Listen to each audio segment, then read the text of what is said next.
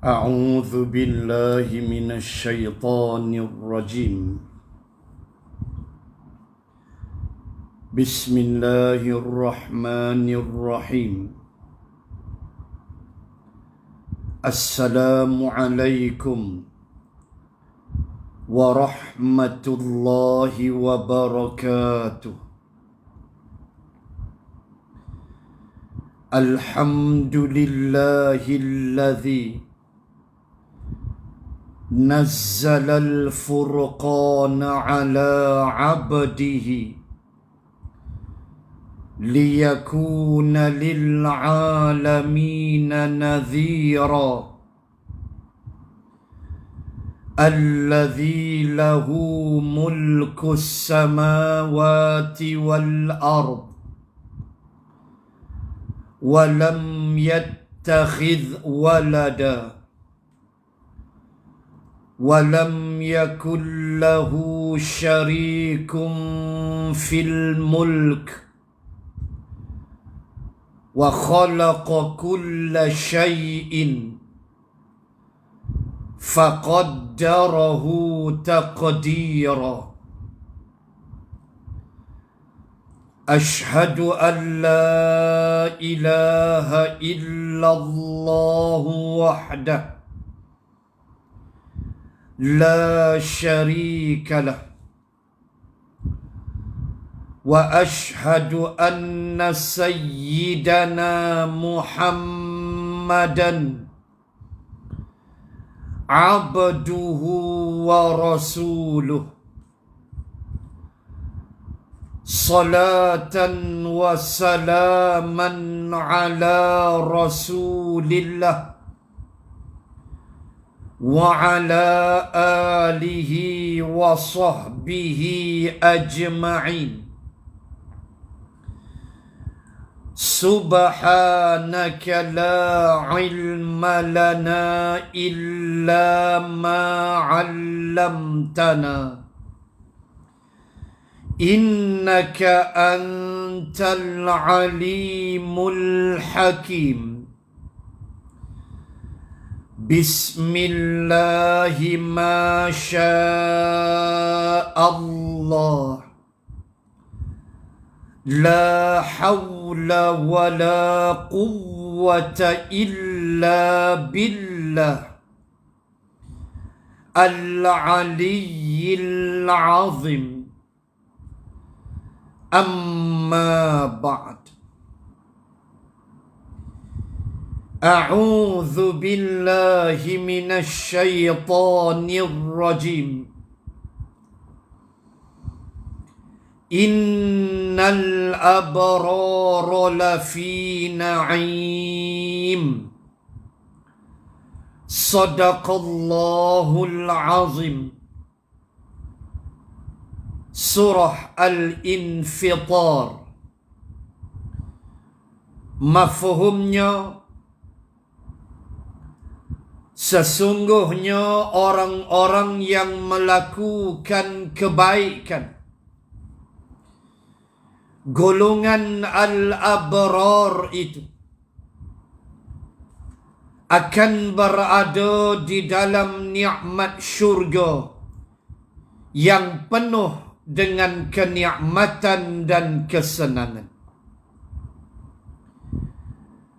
Muslimin dan muslimat, pencinta-pencinta ilmu, semoga Allah merahmati kita semua. Alhamdulillah, bertemu sekali lagi pada kuliah subuh kita secara maya, secara langsung, untuk sama-sama kita berbicara, membedah dan melihat keindahan agama Allah Subhanahu wa ta'ala. Dan sebelum melangkah lebih jauh, saya memulakan dengan mengucapkan Waalaikumsalam warahmatullahi wabarakatuh kepada yang hadir pada pagi ini.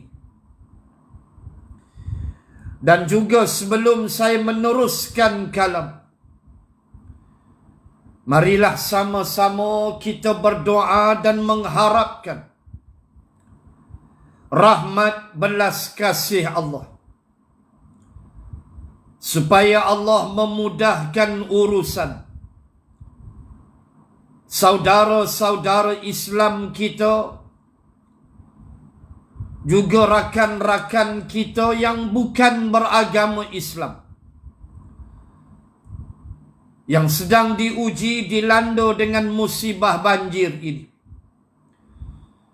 Yang kita semua tengok videonya, amat menakutkan. Semoga Allah mengurniakan kesabaran, terutama bagi mereka yang kehilangan kenderaan, yang rumahnya dihanyutkan air banjir. Semoga Allah menggantikan yang lebih baik daripada, insya-Allah. Sabar atas musibah adalah jenis-jenis kesabaran yang dituntut di dalam agama Allah Subhanahu wa ta'ala. Dan juga semoga Allah mengurniakan kesabaran yang amat tinggi kepada seorang saudara kita di Kelang, Selangor, yang kehilangan isteri dan 9 anaknya sekaligus dalam kemalangan di Lebuh Raya Ilit di USJ, yang semua kita tahu 2-3 hari lepas. Sabarlah, karena ganjaran dia cukup besar di sisi Allah. Anak-anak syurga ini akan menanti kamu di negeri akhirat, wahai saudaraku. Anak-anak syurga ini akan memimpin tanganmu menuju keampunan dan redha Allah, dengan syarat tidak mensyirikkan Allah. Redha dan sabar dengan ujian yang kita rasakan amat berat. Tetapi demikianlah ketentuan hak daripada Allah Subhanahu wa ta'ala. Ujian dan cabaran hidup yang sudah tentulah Allah mengaturnya, selagi namanya kehidupan di dunia, maka itulah yang terpaksa kita hadapi dengan penuh keimanan dan ketakwaan. Muslimin dan muslimat sekalian,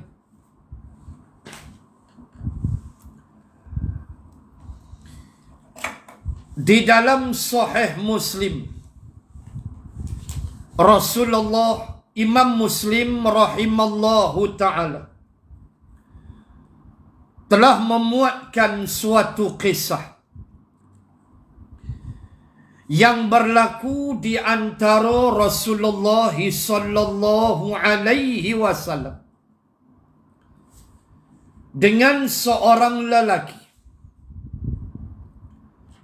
Cumanya Imam Muslim dalam sahihnya tidak menyebut nama lelaki itu, di mana Rasulullah sallallahu alaihi wasallam telah melihat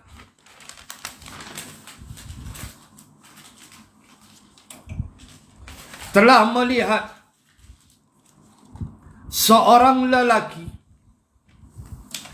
makan dengan tangan kirinya. Kita nak belajar hukum pada pagi ini. Di antara kanan dan kiri, manakah yang lebih diutamakan di dalam Islam? Dan apakah di sana adanya mengiri yang dituntut oleh syarak? Kita nak belajar pagi ini secara ringkas, secara mudah. Rasulullah sallallahu alaihi wasallam melihat seorang lelaki sedang makan dengan tangan kirinya. Lalu Rasulullah sallallahu alaihi wasallam menegur lelaki ini dan berkata kepadanya, makanlah dengan tangan kanan. Oh, Nabi tegur dia. Nabi kata makan dengan tangan kanan. Tiba-tiba lelaki itu menjawab, saya tidak boleh. Oh, dia jawab ke Nabi, saya tidak boleh. Ketika dia makan dengan tangan kiri. Lalu Rasulullah beritahu dia, makanlah dengan tangan kanan. Lalu kemudian dia kata dia tidak boleh. Lalu Rasulullah sallallahu alaihi wasallam bersabda kepadanya, engkau memang tidak akan boleh. Lalu kata Imam Muslim, lelaki itu tidak dapat lagi mengangkat kedua tangannya. Muslimin dan muslimat sekalian, mari kita belajar hukum daripada kisah yang ringkas ini. Ketika Rasulullah sallallahu alaihi wasallam menegur seorang lelaki yang makan dengan tangan kirinya. Lalu Nabi tegur, makanlah dengan tangan kanan. Dia jawab dia tak boleh. Lalu Nabi kata, memang engkau tidak akan boleh. Lalu akhirnya dia tidak mampu lagi mengangkat kedua tangannya. Muslimin dan muslimat, Islam amat menitik beratkan persoalan kanan. Di dalam Al-Quran kita melihat di sana ada dua golongan manusia. Satu golongan dipanggil Ashabul Yamin, golongan yang dapat kitab di tangan kanan.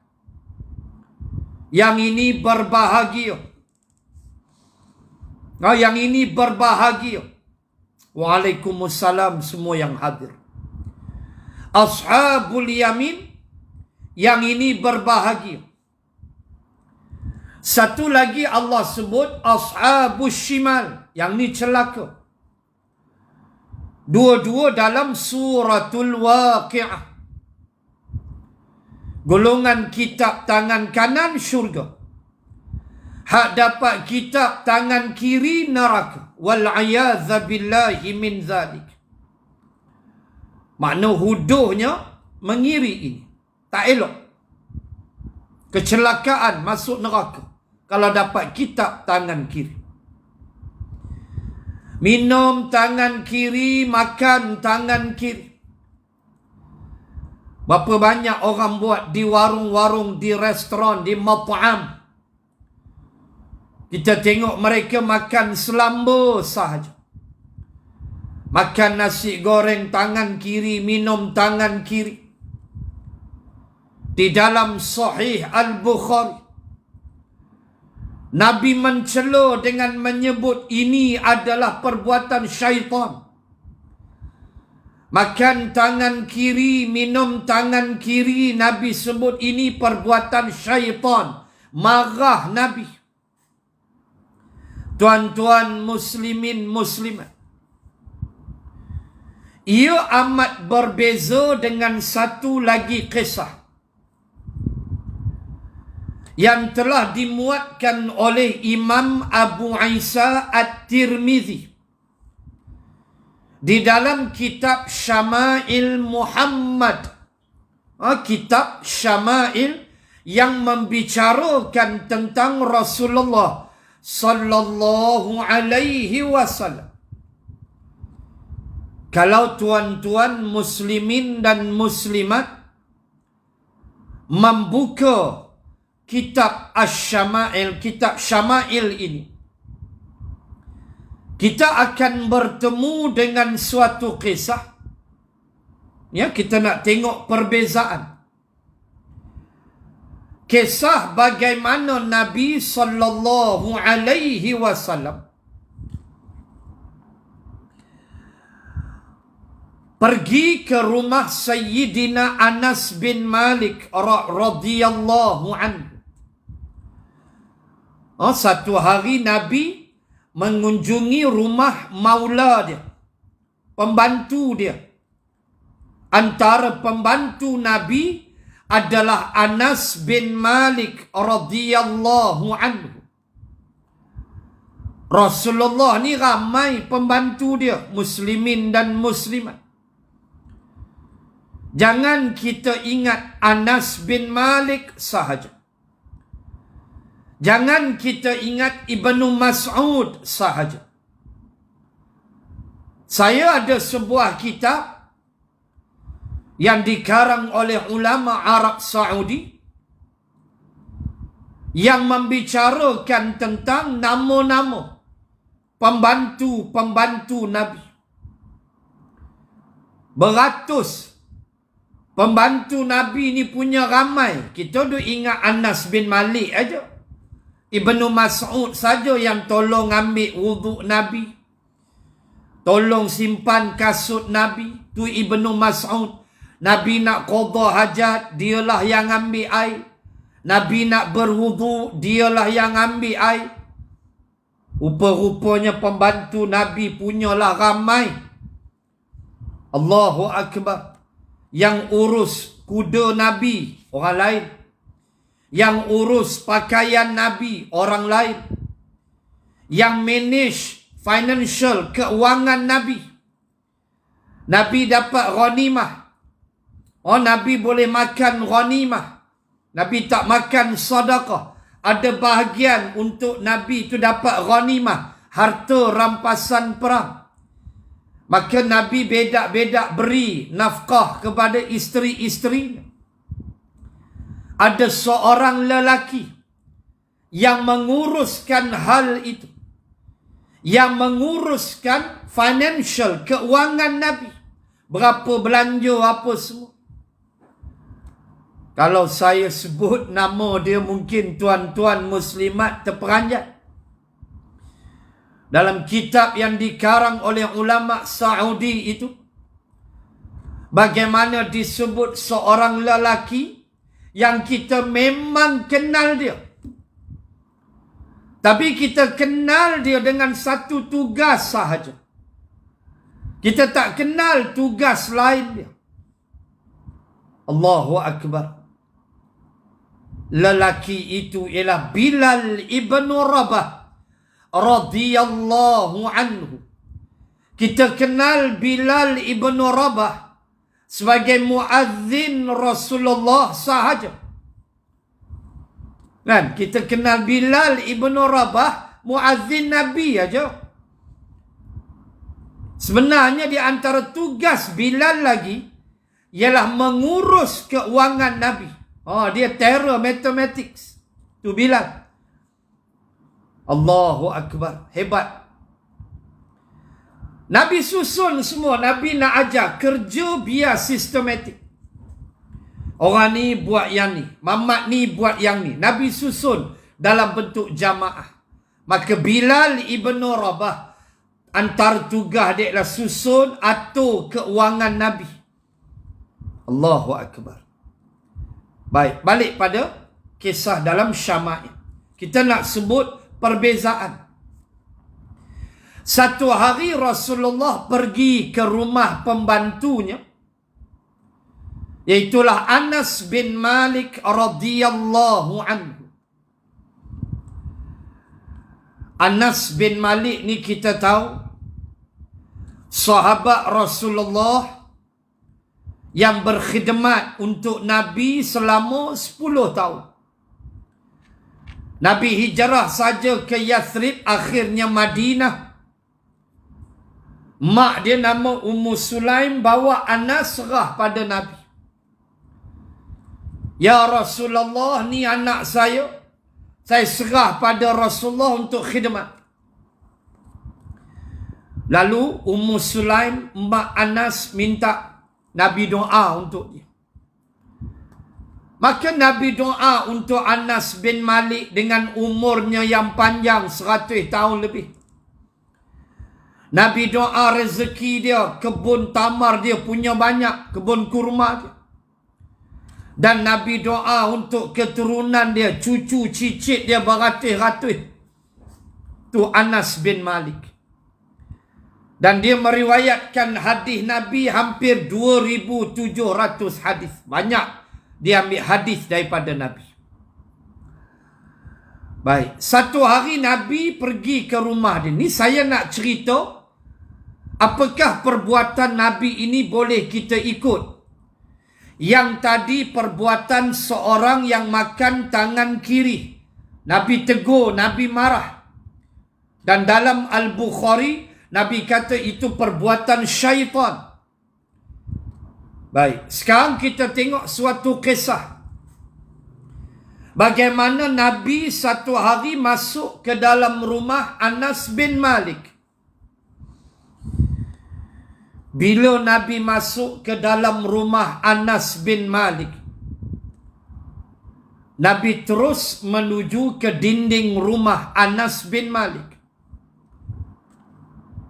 Apa ada di dinding tu? Di dinding rumah Anas bin Malik adanya kulit kambing bekas isi air. Orang Arab zaman Nabi kan mana ada flas macam kita.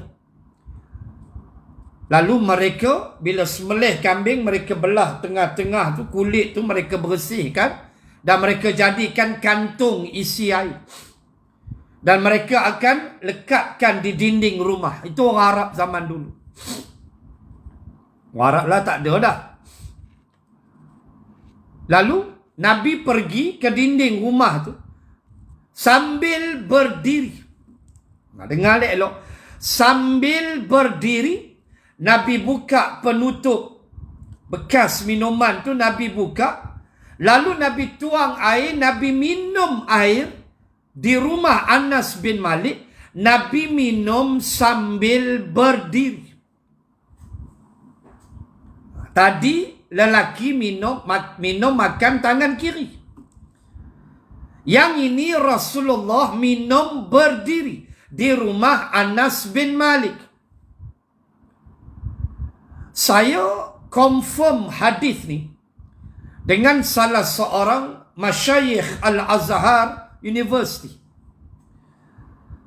Saya tanya dia, Tuan Syekh, adakah hadis ini sahih?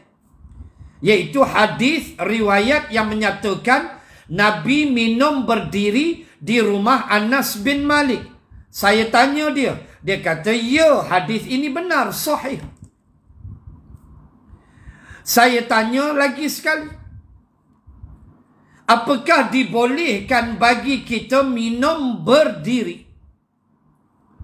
tanpa ada sebarang rukhsah? Maksudnya, katalah maaf sebut punggung kita ada bisul, menyebabkan kita tak boleh duduk. So kita minum berdiri. Itu rukhsah lah. Ada keringanan, ada keuzuran ma'zurah. Orang yang diberi keuzuran, maknanya kita ada keuzuran. Kita tak boleh duduk, sakit punggung, kita minum berdiri. Yang tu tak apa. Saya tanya dia. Saya kata, Tuan Syekh, adakah boleh kita minum berdiri?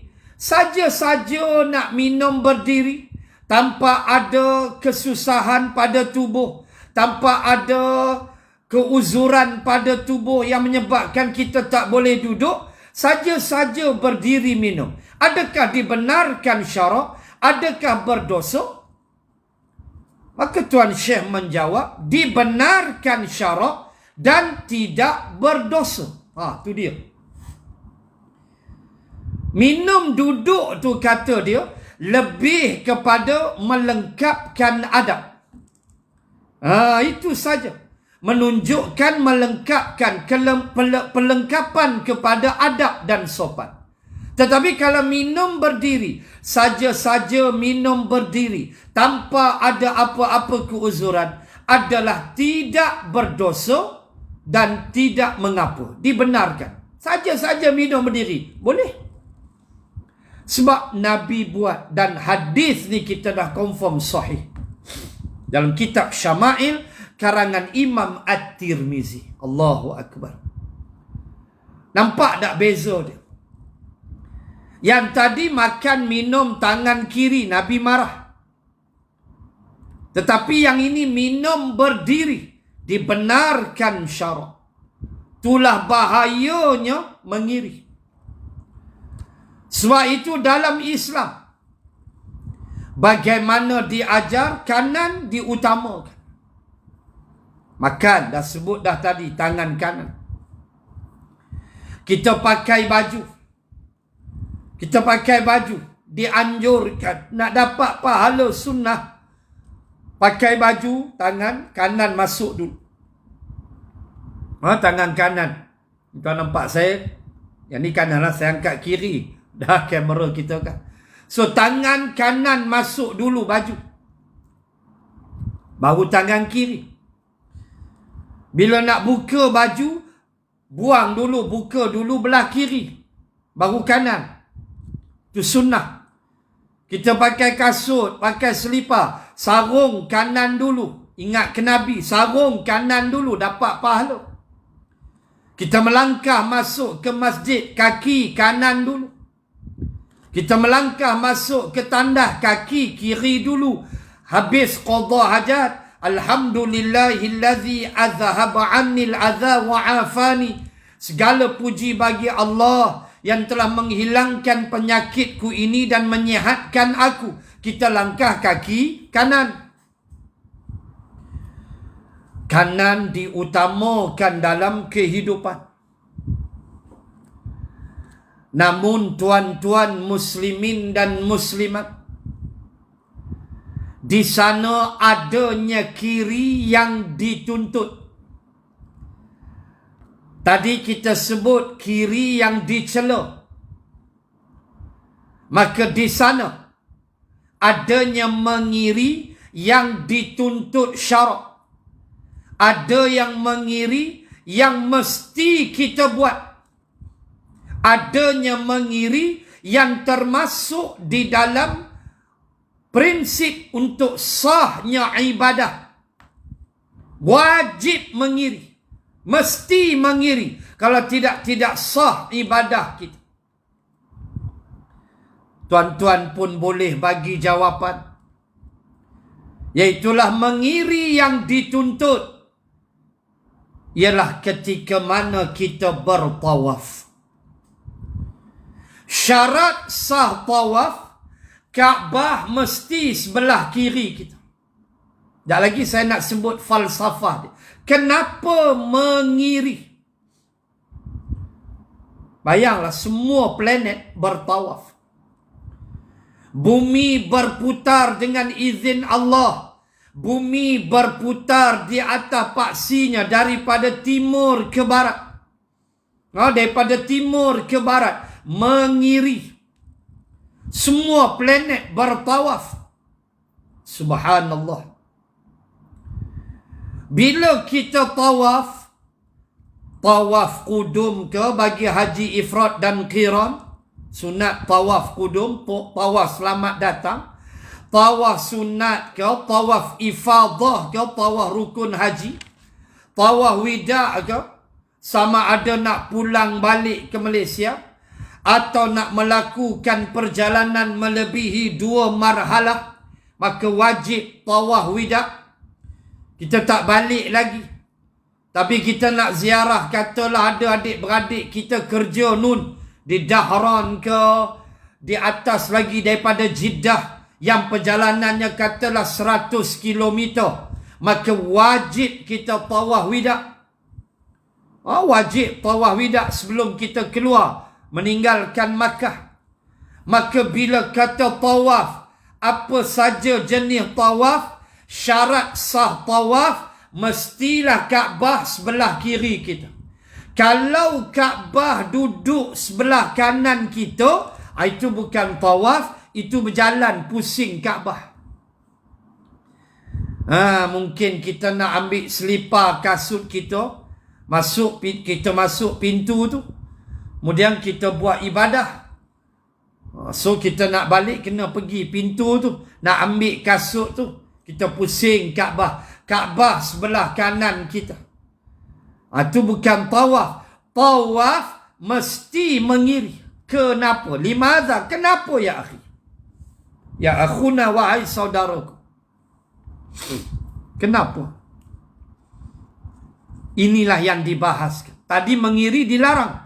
Minum tangan kiri, makan tangan kiri, dicela syarak. Tetapi bila tawaf, syarat sah mesti Kaabah sebelah kiri. Inilah yang dibahaskan oleh para ulama. Apakah simbolik falsafah? Sudah tentulah ia berkait rapat dengan apa yang pernah disebut oleh baginda Rasul sallallahu alaihi wasallam. Inna fil jasadi mudghah. Nabi kata dalam tubuhmu ada seketul daging. Idza saluhat salahal jasadu kulluh. Kalau daging itu baik, baiklah tubuh. Wa idza fasadat fasadal jasadu kulluh. Kalau daging itu fasad, jahat, rosak, maka jahat, rosaklah satu tubuhmu. Ala wahiya qalb. Ketahuilah, kata Nabi, itulah hati kamu, jantung hati kamu. Tuan-tuan, muslimin, muslimat, perhati tengok bila tawaf. Kita mengiri kan? Apa simboliknya? Jantung hati kita, jantung kita tu, hati kita tu, duduk semua sebelah kiri tubuh kita. Maka simbolik bila kita tawaf, kita tawaf 7 kali keliling tu, simbolik kita mengikat jantung hati kita dengan pemilik rumah, yaitulah Allah Subhanahu wa ta'ala. Kan Kaabah kita panggil dengan Baitullah, rumah Allah. Allah tu zat. Apa hal rumah-rumah pula? Allah tu zat. Itulah yang kita panggil idhafatus syarif dalam bahasa Arab. Idhafah makna sandaran, disandarkan. Asy-syarif makna kemuliaan. Disandarkan Kaabah itu kepada Allah untuk kemuliaan. Walaupun dia batu sahaja, batu yang dibina disusun oleh Nabi Ibrahim, tetapi pasal dia Kaabah, dia mulia, maka disandarkan dia, maka dipanggil Baitullah, rumah Allah. Itu dia panggil idhafatus syarif, disandar untuk kemuliaan. Maka mulialah Kaabah sebab dia adalah rumah Allah. Baik, pemilik rumah itu ialah Allah. Maka bila kita tawaf mengiri. Itulah simbolik kita mengikat jantung hati kita dengan pemilik rumah Allah. Itu simbolik dia. Hidup jangan putus dengan Allah. Hidup jangan lari dengan Allah. Sentiasa ikat diri dengan Allah. Biar hati ini jadi bersih. Biar hati ini jadi baik elok. Sebab itulah latihan bertawaf. Tadribat kata Arab. Bila kita bertawaf, itulah simbolik latihan kepada mengikat jantung hati kita dengan pemilik rumah, iaitu Allah. Nabi dah sebut dah, baik hati itu baiklah tubuh, rosak hati itu rosaklah tubuh. Maka nak jadi baik hati, kena ikat dengan Allah, kena ikat dengan Islam, kena ikat dengan Rasulullah, baru jadi baik. Rosak tubuh sebab rosak hati. Kenapa rosak hati? Sebab ikat diri dengan nafsu syaitan, ikat diri dengan taghut, ikat diri dengan perkara yang bawa pada murka Allah. Muslimin dan muslimat, hidup kita ni, kita tidak boleh lari daripada senantiasa menjadi manusia yang takkan putus dengan Allah Subhanahu wa ta'ala. Ikat diri kita, simbolik kepada tawaf jantung hati sebelah kiri. Maknanya setiap tindakan hidup kita, kita jangan tanya nafsu, kita kena tanya Allah. Kita kena tanya Al-Quran. Kita kena tanya Rasulullah. Aku buat ni, Allah bagi ke? Allah tak bagi ke?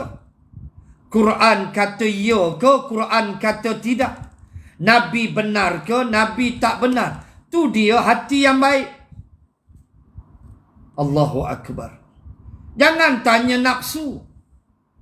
Buat sesuatu, indikator tanya nafsu. Lingkup kita. Innan nafsa la ammaratum bisu. Jenis kata nafsu ni, ammarah, dia menyuruh pada jahat aja. Ni pagi subuh ni, nafsu bukan suka. Nafsu bukan mau. Kalau tuan-tuan tanya saya, nak ke dengan saya letih balik kuliah malam tadi? Di lunas kulim nu kuliah, baru balik malam tadi, letih badan. Tapi kalau ikut nafsu, memang dia tak mau. Baik berehat, baik tidur berehat, sekejap lagi breakfast selesai. Tak, kita fikir apa? Kita fikir ini ibadah. Kita fikir ini adalah saksi nanti pada hari kiamat. Kita fikir benda ni Allah suka. Walaupun di alam maya. Kita fikir menyampaikan agama ini tuntutan agama Allah. Kita fikir menyebarkan ilmu ini satu kebaikan. Ia merupakan satu sedekah. Saya sedang bersedekah dengan tuan-tuan muslimat pada pagi ini. Kita fikir yang itu. Hilang nafsu kita. Hilang letih kita. Kita fikir bahawa ini merupakan perangai Nabi. Nabi suka beri nasihat. Dan perangai sahabat-sahabat suka mendengar nasihat. Macam tuan-tuan muslimin buat pagi. Kita fikir yang itu. Kita fikir tuntutan Al-Quran. Allah sebut di dalam Al-Quran. وَذَكِّرْ فَإِنَّ الذِّكْرَى تَنْفَعُ الْمُؤْمِنِينَ. Dalam surah Az-Zariyat, Allah kata berilah peringatan. Berilah tazkirah. Kerana sesungguhnya tazkirah itu memberi manfaat bagi orang-orang yang beriman. Kita fikir apa? Kita fikir malaikat sedang mencatat sekarang ini. Mencatat perbuatan saya. Mencatat perbualan saya. Mencatat setiap patah kalam ucapan saya. Yang berdasarkan Quran, hadis, sirah Nabi ini. Yang sudah tentulah kita yakin, saya yakin. Ada balasan pahala di sisi Allah. Kita yakin malaikat juga mencatat tuan-tuan muslimat yang menggunakan mata dan telinga untuk menonton live FB pada pagi ini. Kita fikir ke situ. Maka bila kita fikir ke situ, itulah tanda hati kita sudah bersih. Alhamdulillah. Iaitu kita cinta kepada kebaikan. Kita cinta kepada benda-benda baik. Itu yang saya baca di awal kuliah tadi. Surah Al-Infitar. Allah kata, innal abrara lafi na'im. Sesungguhnya golongan al-abrar, jamak daripada bir. Bir mufrad, satu kebaikan. Abrar, banyaknya kebaikan. Golongan yang buat kebaikan yang banyak. Al-abrar. Allah kata mereka itu lafi na'im. Mereka akan berada dalam nikmat kesenangan syurga. Allahu Akbar. Semua datang daripada hati. Maka bila mengiri tawaf, itulah simbolik mengikat jantung hati dengan pemilik rumah, iaitu Allah. Bersihkan hati tuan-tuan muslimin muslimat dan ikat dengan Allah. Ikat dengan Quran. Kita nak buat apa pun, ingat Allah turunkan Islam. Hatta kita nak melangkah keluar rumah, nak pergi kerja, sekejap lagi saya nak keluar breakfast dengan isteri. Kita nak sebut apa? Kita ingat, oh nak keluar rumah, aku kena langkah kaki mana. Semua kita fikir, bukan semborono main rembat aja. Tu ikat dengan Islam, ikat dengan Allah dan Rasul. InsyaAllah kita naik kenderaan, paling tidak bismillah kita baca. Selawat atas Nabi, takbir 3 kali. Subhanallazi sakhkhara lana hadza. Ini dia tuan-tuan muslimin muslimat. Kiri yang dituntut syarah.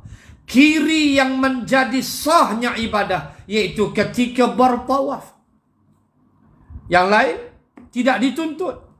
Kalau tuan-tuan solat, tiba-tiba bagi salam ke kiri dulu, lepas tu salam ke kanan, batal solat. Kena start lain. Sebab ke kanan itu rukun, ke kiri itu sunat.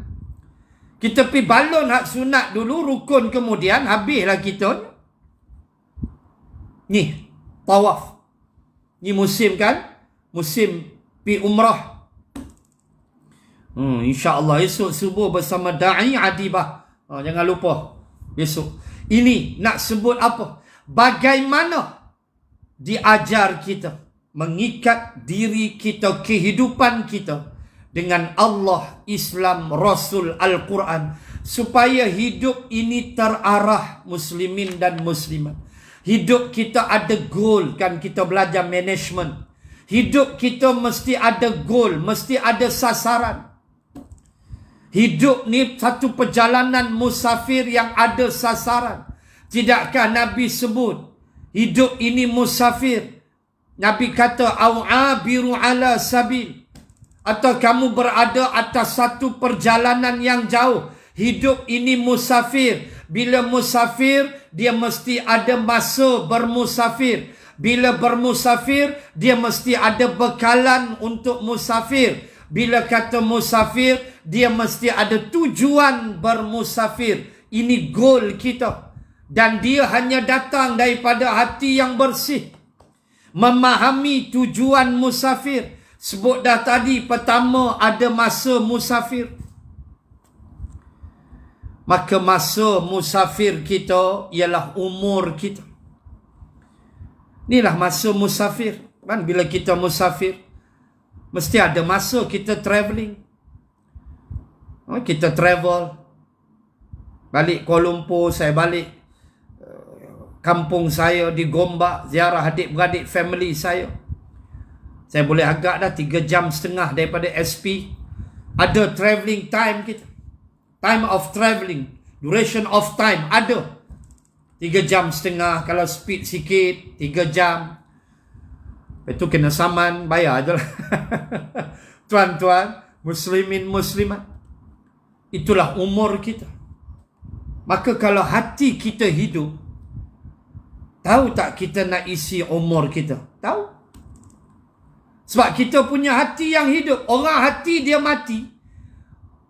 Umur modal Allah bagi ni, travelling of time ni, duration of time ni, dia tengah musafir ni, sia-sia begitu aja. Pergi kerja, balik kerja, tidur. Pergi kerja, balik kerja, tidur. Masjid tak singgah, kuliah tak singgah, solat berjamaah jauh sekali. Dunia dia pejabat rumah, pejabat rumah. Quran tak baca, keluarga lingkup, anak-anak biadab. Gunakan masa kita. Itu umur. Itu bekalan kita. Itu kita punya modal usia. Hati yang baik, hati yang bersih, dia tahu nak fulfill the requirement. Dia tahu. Dua, bila Nabi sebut musafir, mesti ada bekalan. Orang yang ikat hati dengan Allah, dengan Rasul, dengan Quran, dia tahu bekalan apa dia nak bawa. Dia takkan sia-siakan masa dia. Allah bagi dia kesihatan, dia takkan sia-sia masa dia. Kesihatan yang baik dia guna untuk agama Allah. Allah bagi dia lidah yang baik, dia akan guna lidah yang sihat untuk baca Quran. Dia akan guna lidah yang sihat untuk bercakap falyaqul khairan, perkara yang baik. Dia tak guna lidah dia untuk mengumpat, membawang dan sebagainya. Allah, saya ada anak murid yang pernah pergi haji dengan saya.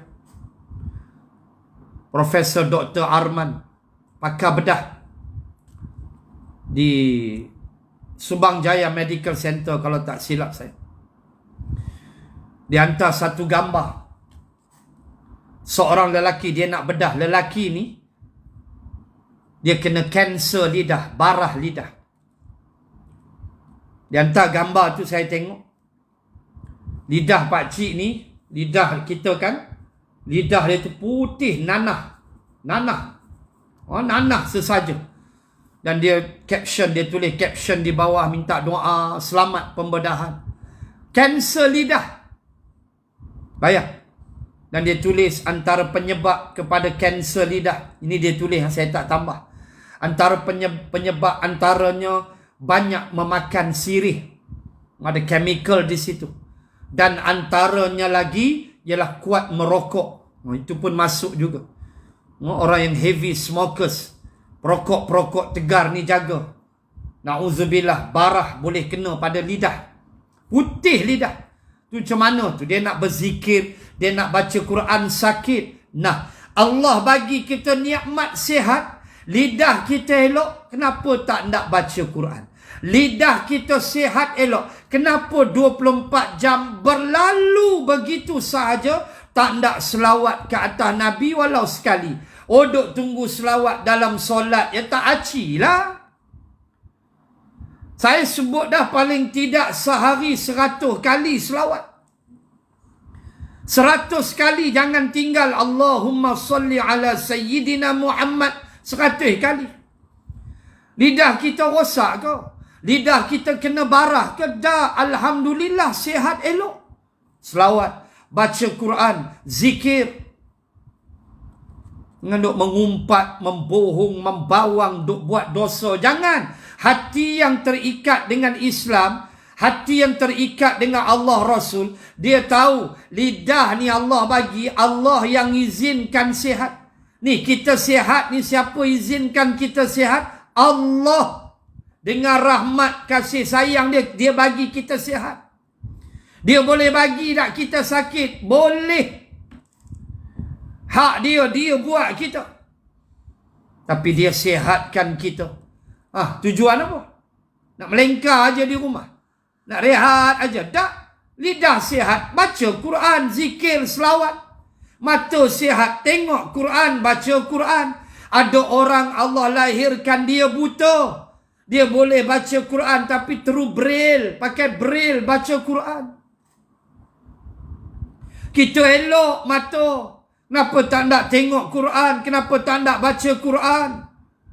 Kenapa masih malas baca WhatsApp 2-3 jam?